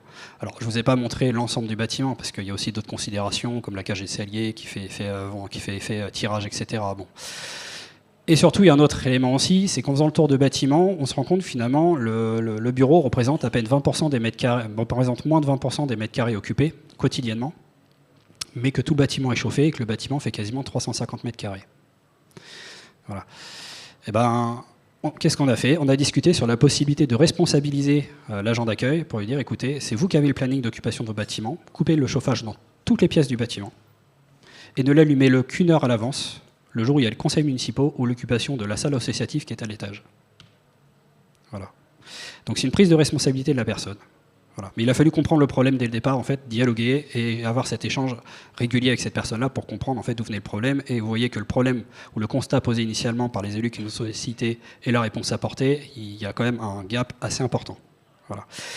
Et en fait, ça fait aussi référence à autre chose, c'est un peu l'effet couloir ou l'effet couloir, c'est-à-dire qu'en fait, une fois qu'on est dans son quotidien, en permanence, on oublie tout ce qui est à côté, on ne regarde plus finalement les choses dans leur ensemble. Et nous, quand on arrive sur le terrain, on apporte cette vision d'ensemble. Voilà. Donc on permet d'ouvrir un petit peu le regard sur d'autres choses que la seule question, j'ai froid, je veux du chauffage. Voilà. Donc on apporte d'autres éléments. Et là, ça va vous plaire pour les techniciens, c'est la partie travaux.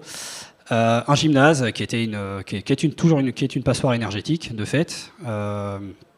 On a inauguré à l'occasion, on a créé un réseau de chaleur sur le plateau qui est basé à Lizy-sous-Ourcq, au nord de la Seine-et-Marne. Et il a fallu raccorder ce bâtiment. Ce bâtiment-là était à peu près 350 kW de puissance, avec une consommation assez importante, quasiment 490 MWh annuels. Pour raccorder ce bâtiment au réseau de chaleur, il a fallu changer le système de gaz, chauffage au gaz, qui pulse de l'air chaud dans le bâtiment, qui date des années 70, par un système hydraulique qui permet de distribuer l'eau chaude dans le bâtiment. Voilà. Par des aérothermes. Et surtout, de pouvoir re-questionner finalement la manière dont le bâtiment est occupé et l'usage du système de chauffage. On est sur des aérothermes. Vous allumez, ça vous pulse l'air chaud directement sur les corps et vous avez une sensation de chaleur immédiate. Donc qu'est-ce qu'on fait? On met un bouton poussoir. Je viens, j'appuie sur le bouton, ça allume le bâtiment pendant 2 heures, j'ai le chauffage, je suis content, j'ai fait mon sport, je repars, 2 heures après, c'est coupé. Voilà, solution simple, low-tech. Et responsabilisation aussi des professeurs qui viennent avec les élèves donner les cours. C'est eux qui prennent la responsabilité d'allumer ou pas le système de chauffage. Et quand ils oublient, c'est encore mieux, ça veut dire que le bâtiment était suffisamment confortable pour faire du sport. Voilà. Et avec ça, on a diminué de 71% les consommations d'énergie. Entre l'ancienne de référence et les livraisons de chaleur qui ont été livrées cette année. Alors, c'est pas corrigé du climat, vous pouvez aller prendre les 10-15% de marge d'erreur dans l'histoire, mais on est au moins à minima 60% d'économie corrigée du climat. Voilà. Pour 64 000 € de travaux, ce qui n'est pas grand-chose. C'est quoi le coût de l'énergie là sur ce bâtiment? Vous avez Alors, le coût de l'énergie sur le réseau de chaleur, on a activé le réseau de chaleur juste avant l'augmentation importante des coûts du gaz. Donc, on est arrivé à peu près 70 € du mégawattheure TTC, réseau de chaleur biomasse. Voilà, ce qui est quand même assez compétitif. Après, je termine, c'est juste 2-3 exemples comme ça. C'est le petit musée des horreurs qu'on maintient en permanence au sein du syndicat, qu'on va sur les bâtiments, on prend quelques photos. La première, au fond à gauche, c'est une régulation d'ambiance qui est posée dans le local chaufferie. Voilà, donc grosso modo, je choisis 19 degrés, je le mets là, et puis c'est dans le local chaufferie, ça chauffe en continu parce qu'on ne veut pas que les gens y touchent. Voilà. Deuxième exemple, le radiateur, cherchez-le, il est derrière le bureau, derrière la chaise, on ne le voit pas en fait. Pareil, le radiateur, il est inexistant visuellement, mais il est là, il chauffe les pieds. La commande la programmation, vous voyez l'état des piles, je vous laisse imaginer le temps qu'il a fallu pour en arriver là. C'est-à-dire que pendant peut-être 5-6 ans, personne ne s'est préoccupé si ce système fonctionnait ou pas. C'est-à-dire que pendant 5-6 ans, le chauffage a tourné en continu, sans se questionner sur le fonctionnement du dispositif. Là, on questionne clairement le rôle d'un référent énergie dans chaque collectivité, quelle que soit sa taille. D'avoir ce rôle, une fois par semaine, d'aller regarder si l'état des systèmes fonctionne. Juste une programmation ou une chaufferie importante. Bon, le radiateur qui est connecté sauvagement à une prise, ça c'est une photo qui a été prise la semaine dernière. La VMC en bas à gauche qui est là, qui aspire de l'air dans la même pièce que là où elle est et puis qui l'évacue. Et à droite, la petite photo en bas, qui est un radiateur dans un espace de stockage ouvert à l'air, extérieur, qui fonctionne. Voilà. Donc on a un radiateur qui fournit du chaud, qui chauffait l'air, voilà, l'air extérieur. Voilà quelques exemples de ce qu'on vit au quotidien. Voilà, je ne doute pas que les économes de flux sont aussi concernés par ce genre d'observation au quotidien, et ce à quoi on a affaire, qui va bien en amont de la question des travaux en tant que tel. Voilà. Bon, après, si j'ai quelques messages à passer, après tout ce qu'on a observé là, et qu'on voit régulièrement, donc finalement, il y a la question du regard, du dialogue, de penser low-tech, évidemment, parce que plus on pense technique, moins on donne le pouvoir aux gens de pouvoir le maîtriser. Donc penser low-tech pour redonner le pouvoir et la maîtrise du bâtiment aux gens, et sur la durée, parce que Madeleine l'expliquait, quand on a des équipes qui tournent à chaque fois, il faut repenser la formation et toute la technicité qui va avec, et l'envie de le faire. Grosso modo, ramener un peu d'humain dans tout ça. Un élément que je trouve intéressant, alors que j'ai appris dans mes cours de sport, c'est la notion d'espace, de temps et d'énergie, et qui finalement se répercute exactement dans la thématique actuelle. Donc l'espace, repenser l'espace d'usage des bâtiments, ne pas chauffer là où il n'y a personne. Le temps, chauffer que quand les gens sont là. Et l'énergie, finalement, de réduire si possible ce que l'on veut par rapport à ce que l'on a. Donc derrière, nécessairement des économies, et quand vous croisez les trois, vous pouvez arriver à 50-60% en faisant pas grand-chose. Bon, la quête du bon sens, je pense qu'elle est évidente, qu'on voit toutes les photos que j'ai données, un petit peu de bon sens dans tout ça est quand même intéressant. Et la question du référent, quelle que soit la taille, si on n'a pas un référent, un élu, un technicien de collectivité qui vient, qui peut avoir cette observation au quotidien après notre passage, ce sera un coup d'épée dans l'eau, et on est à peu près sûr que 2-3 mois après ou 2 ans après, les défauts qu'on avait constatés vont perdurer. Puis les fameux 10%, quand on observe ce qu'on vient de présenter, il y a peu mieux faire en termes d'objectifs. Et il y a un gâchis. Les 10%, vous parlez de... Alors, l'objectif national, des 10% de sobriété. De sobriété, voilà. Sobriété, voilà. On pourrait pousser 20, 30, 40%. Il faut avoir le pari audacieux d'aller jusque-là, et on y arriverait, sans difficulté. Donc il y a un gâchis énergétique qui est vraiment trop présent aujourd'hui. Et je finis avec ça, c'est le petit mot, mais c'est de passer de conseiller énergétique ou de flux en designer énergétique. Finalement, les deux vont avec. Voilà. C'est, comme je disais tout à l'heure, c'est un terme qui va commencer à monter. Pour ceux qui ne connaissent pas, tapez ça sur Google, allez voir sur LinkedIn ou d'autres réseaux, et vous allez commencer à comprendre la logique que je viens de vous expliquer aujourd'hui. Voilà. Voilà, merci Marc. Voilà, vous aurez les diapos. Pour ces exemples parlants, finalement, on peut se dire que les 40%, on peut les atteindre allègrement sans avoir besoin de faire grand-chose, finalement. C'est peut-être en prenant conscience, en tournant dans les bâtiments, en remettant en place ce qui ne fonctionne plus, qui devrait fonctionner correctement, en sensibilisant les personnes. Bon, enfin, on peut gagner énormément. C'était bien éclairant et parlant. On va y revenir, et je pense qu'on donnera aussi la parole à Olivier sur ce sujet. Alors, dernier exemple avec vous, Alexandre et Fabien pour GRDF et Elitis, c'est ça. Vous allez intervenir effectivement sur un exemple de rénovation énergétique. Peut-être vous allez nous présenter la manière dont vous intervenez auprès de la maîtrise d'ouvrage, et puis on va aller dans le détail de l'exemple en lui-même. Tout à fait. Alors, voilà, il y a la petite zapette. Voilà. Ouais. Avant d'expliquer comment GRDF intervient auprès des maîtrises d'ouvrage dans le cadre du décret tertiaire, oui. Il est bien ouvert. Dans le cadre du décret tertiaire, peut-être expliquer quelles sont les bases de GRDF et quelle est notre principale mission. Alors, à la base, donc, le GRDF est le distributeur de gaz sur le territoire et non pas un fournisseur. Donc, si vous souscrivez une offre de gaz naturel, ce ne sera pas auprès de GRDF, mais auprès de d'autres entités. Donc nous, notre principale mission, c'est que le gaz arrive à destination dans vos bâtiments. Donc par ça passe par la relève de données de consommation via nos compteurs et pour les plus récents, les compteurs communicants Gaspard. Mais ça passe aussi par plusieurs étapes de surveillance et de maintien du réseau pour qu'il reste performant et qu'il n'y ait pas de fuite. Et également petit à petit l'étendre de plus en plus.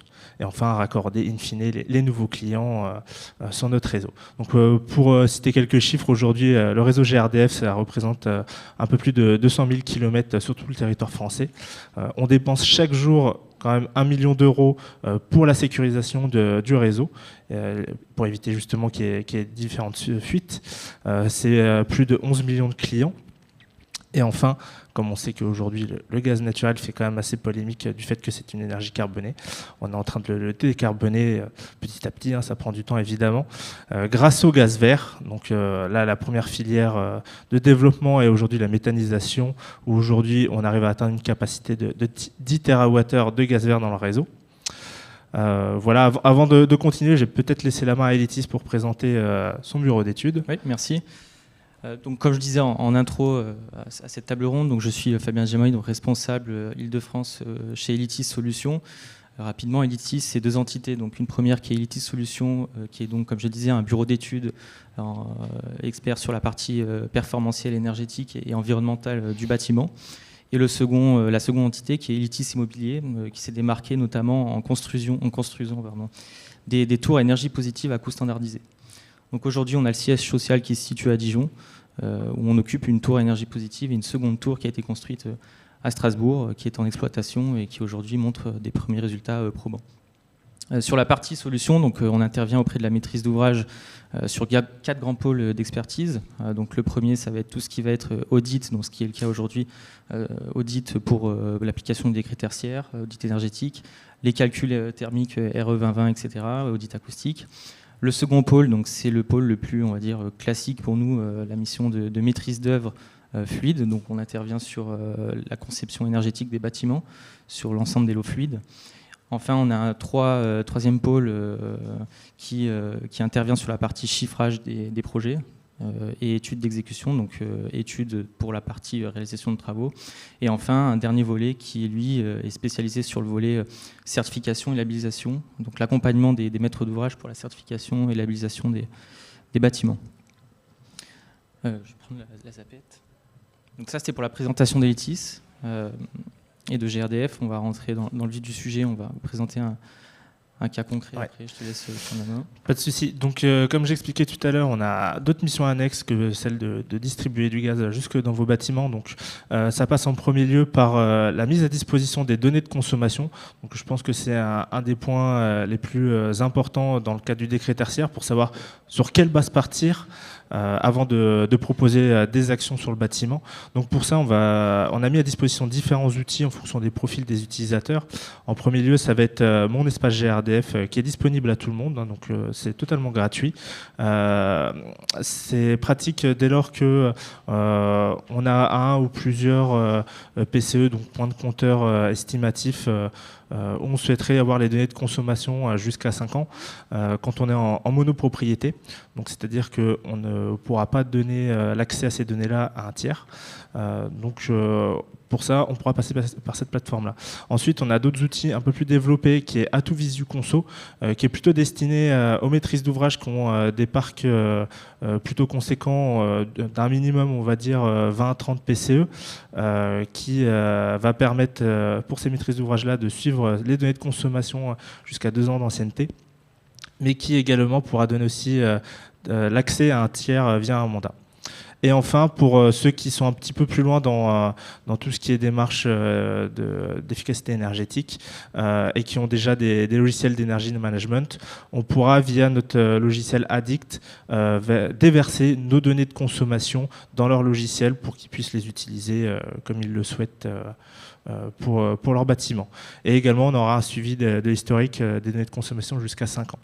Alors, dans le cadre du décret tertiaire, notamment avec l'objectif en valeur relative, parfois on a besoin d'avoir les données de consommation jusqu'à 2010, à partir de 2010 plutôt. Pour ça, GRDF a mis en place un guichet qui permet de récupérer ces données de consommation. Donc le guichet, c'est à partir d'une adresse mail qui est grdf-6 décret-6 tertiaire@grdf.fr, ou juste en donnant les PCE concernés et un mandat, dès lors que c'est un tiers qui souhaite obtenir les données de consommation, on pourra récupérer ces données-là depuis 2010. Donc également, on a aussi d'autres missions d'accompagnement des maîtrises d'ouvrage avec des interlocuteurs dédiés. Donc pour ça, ça passe par un décryptage du décret tertiaire. Donc c'est quand même une réglementation qui n'est pas forcément évidente à comprendre par tout le monde. Donc par là, on vient faire une sensibilisation, une veille réglementaire sur le décret tertiaire notamment pour expliquer comment fonctionne la valeur relative et la valeur absolue, quel type de bâtiment est concerné, quels sont les nouveaux arrêtés qui sont mis en place, etc. Mais on est également présent pour un accompagnement technique. Donc j'entends par là, par une proposition, des propositions même de solutions énergétiques qui peuvent être le plus adaptées par rapport aux besoins du bâtiment. On sait qu'aujourd'hui, rien qu'avec les solutions gaz performantes qui sont sur le marché, on peut faire un gain énergétique entre 20 et 30% par rapport aux anciennes versions. Donc passer des chaudières gaz classiques à des chaudières gaz à condensation à très haute performance énergétique. Et enfin, on sera aussi présent dans le cadre d'un raccordement ou d'une modification sur ouvrage pour alimenter les différents besoins du bâtiment. Donc pour ça, j'ai été accompagné, je suis accompagné de Fabien du bureau d'études d'Elitis qui va vous faire une présentation d'une étude de cas qui embarque un système avec une chaudière à condensation où on peut atteindre justement les différents objectifs du décret tertiaire entre 2030 et 2050. Oui, voilà, je te remercie. Donc je vais vous présenter un cas concret qui a été réalisé tout récemment. Donc c'est un bâtiment de bureau qui est situé sur l'aéroport de Bâle-Mulhouse. C'est un bâtiment qui date de 1968 et donc le maître d'ouvrage a fait appel à nous pour réaliser un audit du bâtiment et derrière lui proposer des scénarios de travaux pour répondre aux exigences du décret tertiaire. Donc dans un premier temps, c'est de faire l'état des lieux, de voir à quoi on a affaire. Donc on a un bâtiment qui est construit dans les années 60 avec ce qu'il y a de plus classique, donc le mur extérieur, bardage avec isolation par intérieur, un plancher haut et qui est isolé, une dalle béton qui ne l'est pas. Pour ce qui est de la production de chaud, on est sur une chaudière, enfin une production centralisée sur le site, avec de la chaudière gaz à condensation et de la biomasse. Pour l'émission, c'est des radiateurs à eau chaude avec des têtes thermostatiques.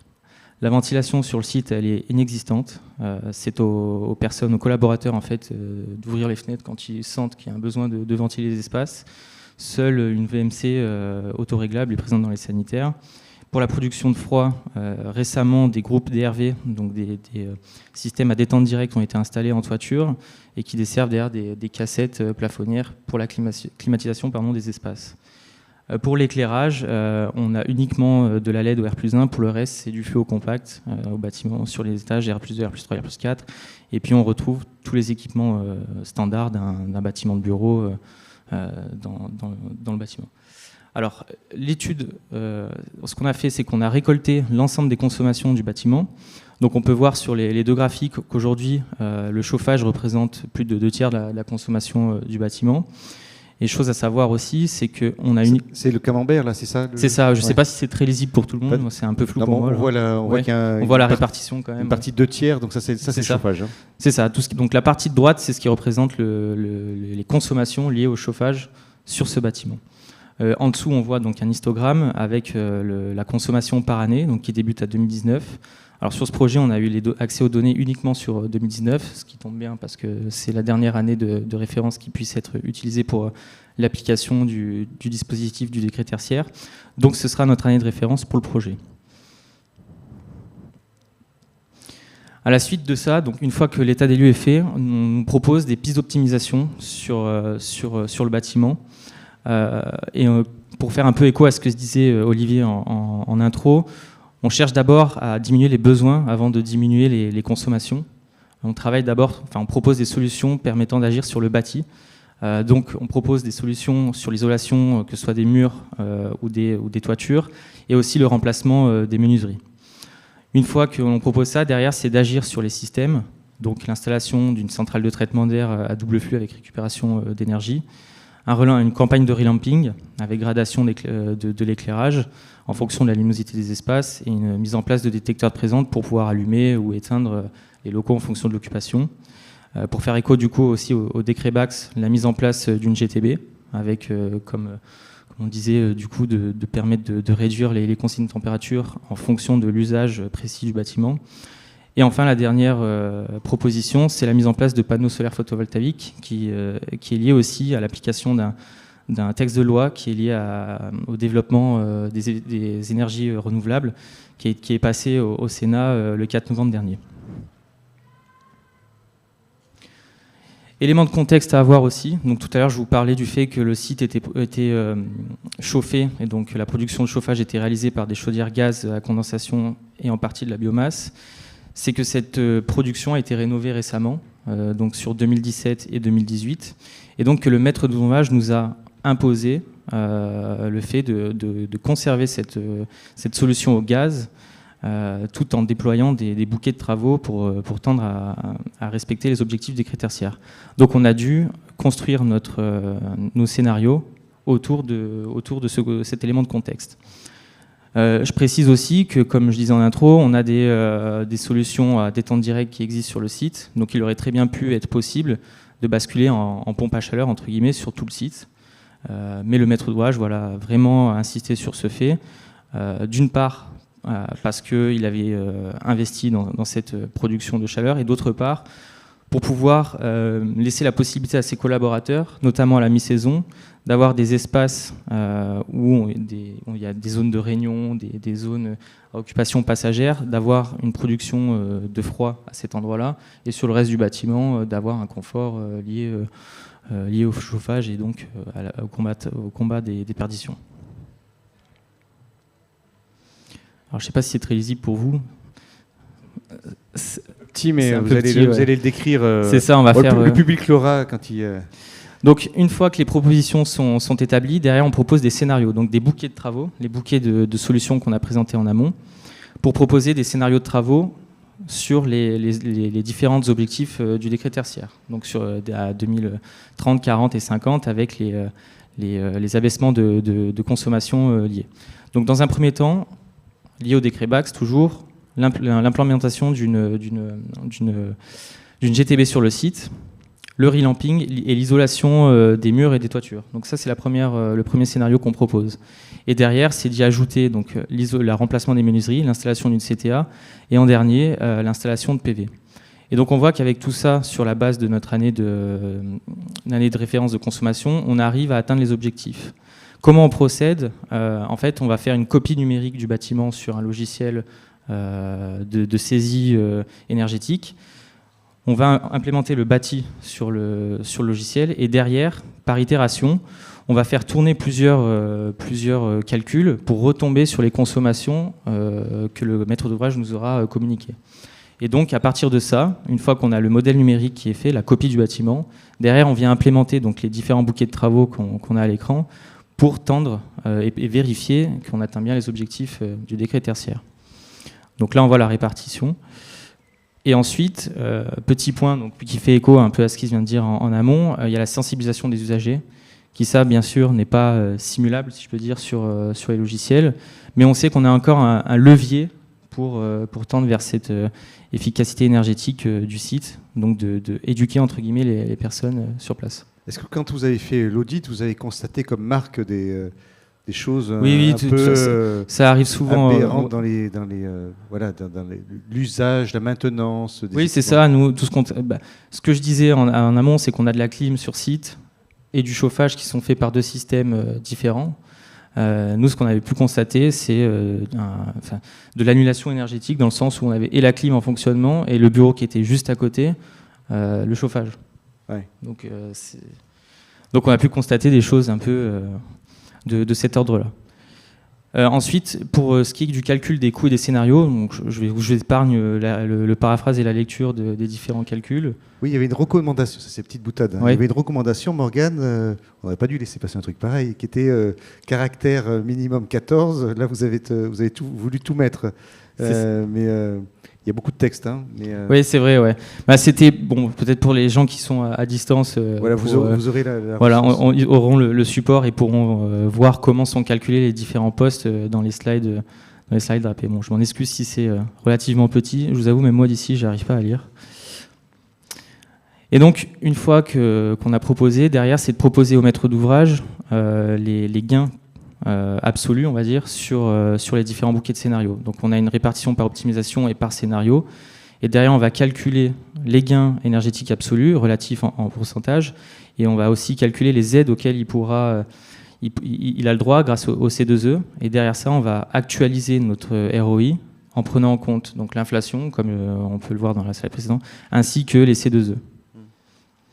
Donc une fois qu'on a fait ce travail, derrière, c'est donc de lui proposer ces bouquets de travaux avec l'ensemble des données pour que lui puisse derrière juger de la pertinence de ces travaux pour son bâtiment. Voilà, vous avez des ROI alors qu'ils sont en moyenne, j'arrive pas à le lire. Mais... Alors c'est 10 ans en général sur les différents bouquets de scénarios. Ouais. Je sais pas si c'est ça, c'est 10 ans. Ouais. Donc voilà, et je voulais juste aussi faire un petit focus, je sais qu'on n'en a pas trop parlé pendant la séance. Nous, à Elitis aussi, on intervient sur la partie commissioning, de l'enveloppe et des installations. Ce projet, on a développé, on a exploité ce commissioning sur cette opération, parce que derrière, donc, le maître d'ouvrage a souhaité continuer avec nous et a souhaité développer ses travaux. Donc derrière, pour tendre et pour limiter la dérive sur l'atteinte des objectifs de réduction d'économie d'énergie, on a mis en place un processus de commissioning qui en fait accompagne le maître d'ouvrage. Nous, on intervient en tant qu'AMO du coup, qui accompagne le maître d'ouvrage pour l'atteinte de ses objectifs. Donc on va fixer un cahier des charges, un plan de commissioning qui va en fait avec des KPI. On va cibler les objectifs à atteindre et les risques qui sont liés à ces objectifs, c'est-à-dire limiter la dérive. Donc derrière, c'est du suivi documentaire sur la partie études, et sur la partie suivi de travaux, on va aussi accompagner le maître d'ouvrage et les entreprises, ainsi que les exploitants derrière, dans le suivi des installations et leur bon déploiement sur le site. Voilà, merci pour cette présentation. Il y avait quelqu'un d'ailleurs qui posait la question, on va y revenir sur le commissionnement. On avait prévu qu'Olivier en parle. Vous sentez le rayonnement là derrière? C'est un truc de dingue. Hein, c'est la première fois qu'on ne met pas la clim dans cette salle, parce que d'habitude, là on est à 35. Hein, parce que là, il y a un rayonnement énorme. Donc sur la question que je voulais vous poser, c'est le décret tertiaire, c'est 40%, 50%, 60%, réellement constaté. C'est pas calculé. Donc comment est-ce qu'on s'assure que finalement le client, comment il s'assure qu'il va arriver à ses objectifs? Nous derrière, c'est ce que je disais, à travers le commissioning, donc on vend entre guillemets cette prestation de suivi et de limite du risque, donc avec du monitoring, du suivi de consommation sur les GTB et les systèmes embarqués. Il y a aussi le suivi des équipes d'exploitation, s'assurer qu'elles ont bien compris les installations, pourquoi elles sont là et comment elles fonctionnent. Et donc tout ça permet de limiter le risque de dérive en fait, sur l'atteinte de ces objectifs.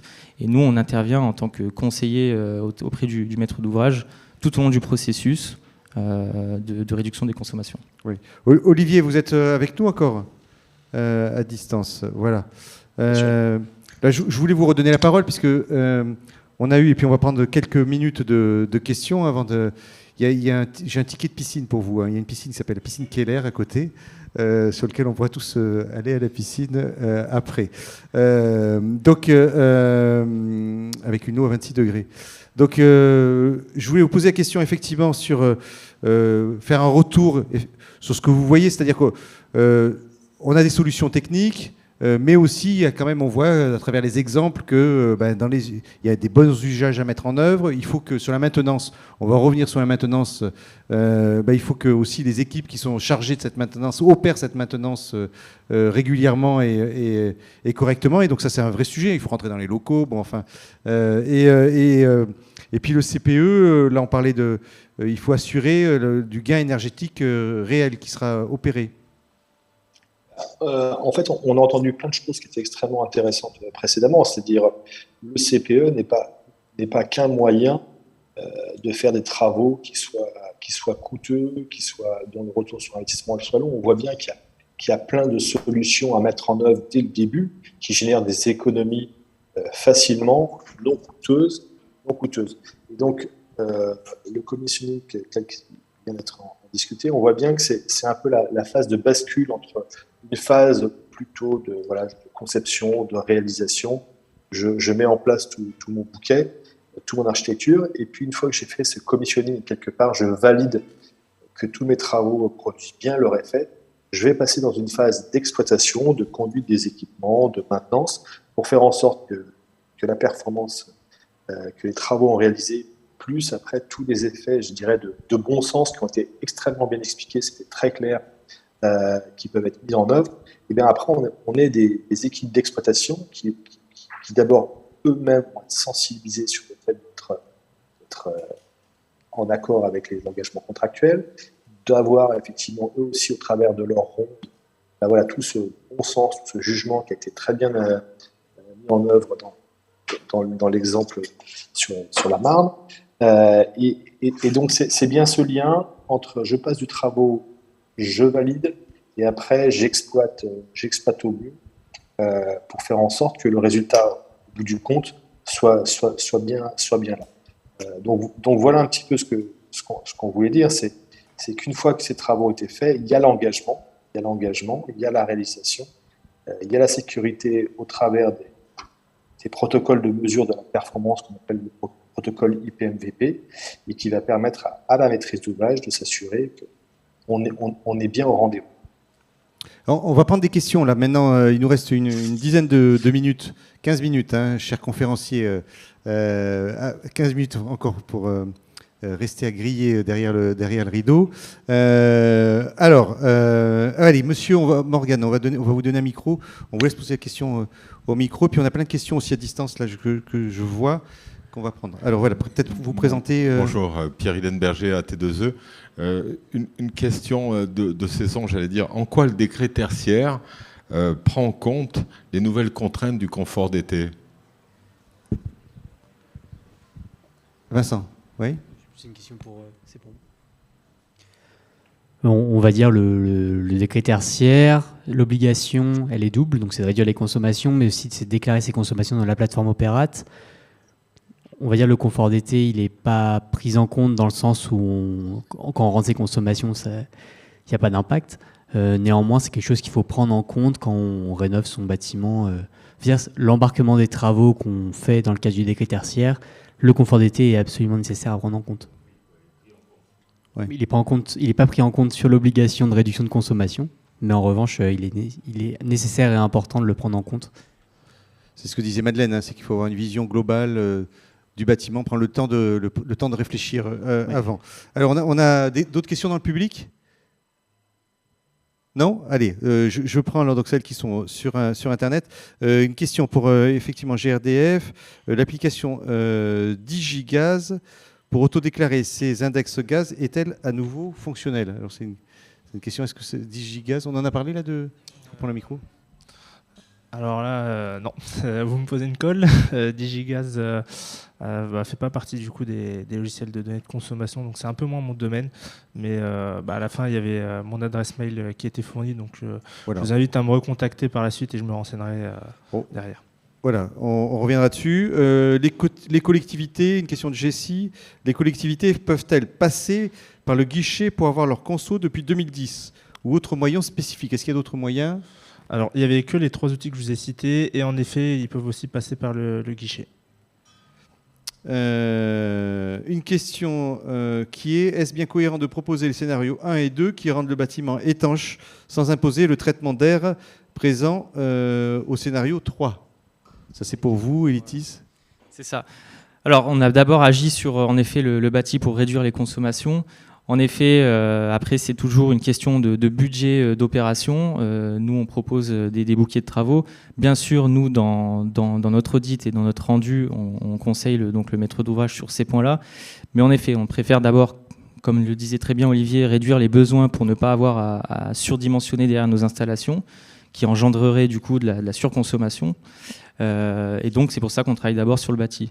Bien entendu, le fait de rendre étanche le bâtiment derrière induit de mettre des solutions techniques sur la ventilation performante. C'est en effet ce qu'on propose sur les scénarios d'après. Donc, c'est bien pris en compte. Après, reste à savoir si le maître d'ouvrage souhaite prendre en compte cette proposition de travaux dans un scénario en amont ou attendre quelques années ou quelques mois pour prendre en compte cet élément. Oui, parce qu'on n'a pas eu le vote là encore du maître d'ouvrage. Là, c'est pas été Alors, décidé. les travaux pour le scénario 1 sont lancés. Ouais. Il reste à savoir après pour la suite comment il voit les choses et en fonction de ses budgets aussi. Alors, une question pour le programme acté. Un syndicat d'eau et d'assainissement, syndicat mixte fermé SPIC, peut-il bénéficier du programme acté ? Alors, le programme acté concerne uniquement le patrimoine bâti des collectivités territoriales. À ce titre, je pense que le type de bâtiment qui pourrait être intégré dans le programme acté pour une collectivité de ce type, ça serait le sous-programme ACTO qui a trait aux piscines et aux patinoires. Donc ça va vraiment dépendre du type de patrimoine de la collectivité, mais c'est plutôt les syndicats d'énergie qui sont concernés d'un point de vue intercommunal. On a les EPCI également, tels que les communautés de communes, communautés urbaines, communautés d'agglomération, mais le maître mot, c'est que le PCI concerné dispose d'une compétence en matière de demande d'énergie et dispose de cette compétence-là. Donc tout dépend des caractéristiques propres à la structure. Question, y a-t-il un organisme pour valider la conception et la réalisation d'installation d'un système de pilotage conforme au décret BAX ? Vincent, non ? Quelqu'un a une réponse ? Pas de réponse, une fois, 2 fois ? 3 fois, c'est une réponse qu'on traitera dans un second temps.